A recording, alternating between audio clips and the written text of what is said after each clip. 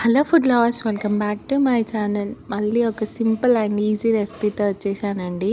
Taste అయితే అదిరిపోయింది. చాలా అంటే చాలా బాగుంది. ఎప్పుడు చేసే పాలక్ పన్నీర్లా కాకుండా ఈరోజు కొంచెం వేరేలా చేశాను. నిజంగా టేస్ట్ చాలా బాగుంది. అండ్ ఇంకోటి, చపాతీ ఎందుకు ఇలా చూపిస్తుంది అని అనుకుంటున్నారా? చపాతీ కొంచెం వేరేలా చేశాను. వీడియోని లాస్ట్ వరకు స్కిప్ చేయకుండా మొత్తం చూస్తే లాస్ట్లో పాలక్ పన్నీర్ అయితే సింపుల్గా ఇంట్లో ఉండే ఇంగ్రీడియంట్స్ తోటే చేశానండి. ఒక 10 నిమిషాల్లో అయిపోతుంది. చాలా అంటే చాలా ఈజీగా ఉంటుంది.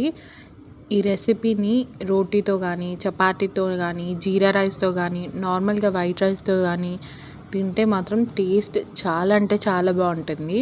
ఈ రెసిపీలో ఎక్కువ వాడింది మనం నెయ్యి, నూనె కంప్లీట్గా వాడలేదు, కొంచెం లైట్గా వాడాను అంతే. ఈ రెసిపీ ఆఫీస్ వెళ్ళే వాళ్ళకైనా, పిల్లల లంచ్ బాక్స్కైనా, లేదంటే నార్మల్గా ఫ్రెండ్స్, రిలేటివ్స్ అలా వచ్చినప్పుడైనా ఈ రెసిపీ చేసి పెట్టండి. నిజంగా యమ్మీగా ఉంటుంది. మోస్ట్లీ మన ఛానల్లో చూస్తే ఏ రెసిపీస్ అయినా చాలా త్వరగా అయిపోతుంది. అవి కూడా చాలా సింపుల్గా చూపిస్తాను. ఈ రెసిపీ ఎలా అనిపించిందో కామెంట్లో చెప్పడం మర్చిపోవద్దు. ఇందులో ప్రోటీన్కి ప్రోటీన్, ఐరన్కి ఐరన్, విటమిన్స్కి విటమిన్స్ ఎన్ని ఉంటాయో తెలుసా? వీడియోని మాత్రం స్కిప్ చేయకుండా లాస్ట్ వరకు చూసేయండి. మన యమ్మీ పాలక్ పన్నీర్ రెసిపీ 10 నిమిషాల్లో అయిపోతుంది. పాలక్లో ఫైబర్, విటమిన్స్, ఐరన్ ఇలా చాలా ఉంటాయి. అలాగే పన్నీర్లో ప్రోటీన్, కాల్షియం. పన్నీర్ అనేది మోస్ట్లీ బ్యాలెన్స్ డైట్లో ఎక్కువగా యూజ్ చేస్తారు. ఎందుకంటే మంచి న్యూట్రిషియస్ ఉంటుంది కాబట్టి. ఈ పాలక్ పన్నీర్ ఎప్పట్లా కాకుండా కొంచెం వేరేలా చేశాను. టేస్ట్ మాత్రం చాలా అంటే చాలా బాగుంది. అస్సలు మిస్ అవ్వకండి. ఒక్కసారి చేసుకొని చూడండి. మీకు కూడా చాలా అంటే చాలా బాగా నచ్చుతుంది.